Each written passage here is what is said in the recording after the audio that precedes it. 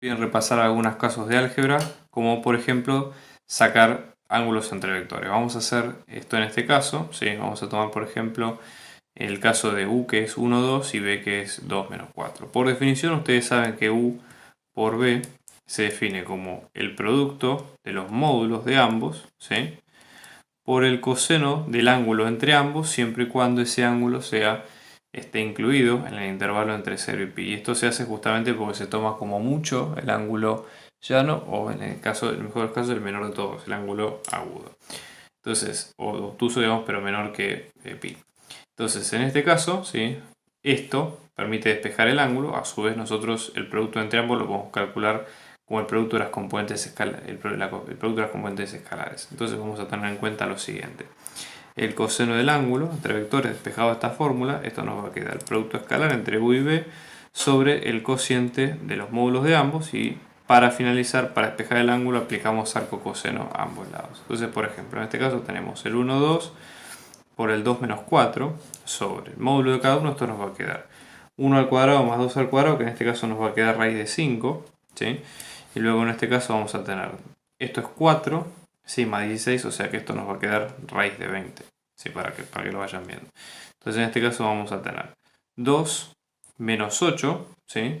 Porque es 2 por 4, entonces vamos a tener menos 6 sobre, en este caso, esto nos va a quedar raíz de 5 por raíz de 20, se puede meter adentro y esto se puede quedar como raíz de 100.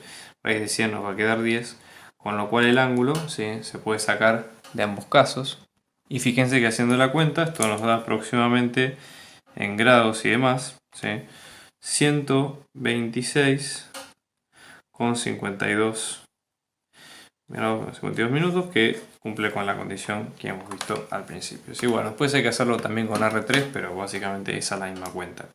La parte interesante de este ejercicio es lo siguiente. Hay que demostrar que las componentes de un versor R o vector unitario son los cosenos de los ángulos entre R y los versores canónicos del espacio, o sea, cosenos directores y ángulos directores del versor. Entonces, para esto vamos a repasar un poco las condiciones o las definiciones que hemos visto al principio. Supónganse que vamos a definirlo primero con lo que es R2, así que es más sencillo. Pues la idea es extrapolar R3, pero es lo mismo, si no hay demasiada diferencia. Pero ya empezamos mal. Esto es X y esto es Y. Bueno, entonces nosotros tenemos cualquier vector que ustedes quieran acá, ¿sí? Va a tener dos componentes. Por ejemplo, la componente A en X y la componente B en Y, ¿sí? A su vez, a cada uno de estos vectores lo podemos pensar como generado por los versores fundamentales, que son la base canónica de, digamos, de su espacio R2, ¿sí? Es una forma de verlo en lenguaje de álgebra, ¿no? Entonces tenemos I, que en este caso es el 1, 0, y luego tenemos J, que en este caso es el 0, 1. Entonces, lo que dice el problema, o sea, nosotros vemos nuestro vector B, en este caso va a ser A, B. Visto como combinación lineal de estos dos vectores va a ser A por 1, 0 más B por 0, 1. Ahora la idea acá, y esto es lo llamativo, es que dice que el vector tiene que ser unitario, es decir, la norma del vector tiene que dar igual a 1. Obviamente que por temas de escala esto no da igual a 1 por lo que acabo de dibujar, pero hagamos el ejercicio como que sí da igual a 1, ¿sí? Entonces digo, esto tómenlo como un dibujo, más allá de que la escala obviamente no puede ser que dé igual a 1, pero vamos a hacer que la norma sí lo sea. Entonces, en este caso nosotros decimos, si la norma es igual a 1, ¿cuál es la norma de b definida de esta forma? La norma de b nos va a quedar como la a cuadrado más b cuadrado raíz cuadrada, esto es igual a 1. Elevando a ambos lados al cuadrado decimos que a cuadrado más b cuadrado es igual a 1. Esto, de otra forma, es una circunferencia, ¿sí? Con los valores de x y de y, pero que va a tener radio 1. Entonces, por ejemplo, si nosotros vemos todo el conjunto de vectores que satisfacen esa ecuación, es todo este tipo de vectores que nosotros vemos acá. Ahora la idea es que, lo que dice acá es que dice que los componentes son los cosenos de los ángulos entre R y los versores canónicos. Vamos a ver a qué se refiere esto. Supongamos que nosotros tenemos este vector. Nuestros ejes de referencia van a ser el x positivo y el y positivo, no los semiejes negativos. Entonces este vector, por ejemplo, va a tener un ángulo con respecto al x positivo, llamémosle medio desde acá, que vamos a llamarle θ. Y al otro, desde y hasta ese vector, vamos a llamarle alfa. Son dos vectores, son dos ángulos bien distintos, ¿ok? Bueno, entonces, ¿cómo expresamos cada uno? Si lo expresamos en términos de coseno, recuerden que cada triángulo que nosotros armamos acá, si es un versor o vector unitario, la hipotenusa va a medir 1. ¿Sí? Entonces no vamos a tener problema por ese lado. Imagínense, nos paramos en este triángulo, si este es un triángulo rectángulo, vamos a mirarlo desde el lado de θ, ¿sí? El triángulo A con el punto y la hipotenusa que vale 1, entonces, coseno de θ, ¿qué es el coseno? El coseno es el cateto adyacente sobre la hipotenusa, o sea, el cateto adyacente vale A, porque estamos hablando del ángulo θ, ¿sí? Perdón, A, acá, y la hipotenusa vale 1. O sea que si despejamos acá, A va a ser el coseno de θ por 1, o lo que es lo mismo, A es el coseno de θ. Parémonos ahora en el otro ángulo, en el ángulo alfa, ¿sí? Entonces ahora ya estamos tomando este triángulo que tiene, ¿sí? Este es el ángulo alfa, entonces B, que es esta dimensión que vemos acá, es el cateto adyacente, ¿sí? Y después lo que tenemos es la hipotenusa. Entonces, coseno es el cateto adyacente. No sé si antes dije cateto opuesto, debo estar confundido. Porque coseno es cateto adyacente. Entonces, coseno del alfa, de este ángulo alfa, es el B, ¿sí? Sobre la norma que vale 1. Despejando de la misma manera que hicimos antes, B nos va a quedar el coseno de alfa. Entonces, ¿qué es lo que quiere decir esto? Que ese nuevo B, ese B que habíamos definido al principio como AB, ahora lo podemos definir como coseno de θ y luego como coseno de alfa, ¿sí? Siendo que θ es el ángulo respecto entre el vector y el eje X positivo, y esto es lo mismo entre el vector y el eje Y positivo, y eso es lo que pide el problema. Podemos definirlo también de la misma manera para R3, lo que vamos a hacer a continuación. Lo que se plantea en el caso de donde se ve lo siguiente. Nosotros nos dicen, un vector no nulo R, ¿sí? Distinto de 0, tiene los mismos ángulos directores que su correspondiente versor. Entonces el versor en este caso va a ser, es un vector que es paralelo a este, pero que tiene norma 1. Para que un vector tenga norma 1, cualquiera, ¿sí? Lo que se hace es se toma el vector que va a tener esta dirección del versor y se lo multiplica por 1 sobre su norma. Y eso lo que hace es que el vector tenga longitud 1. Hay una demostración para esto, ¿sí? Entonces, pensémoslo de la siguiente manera.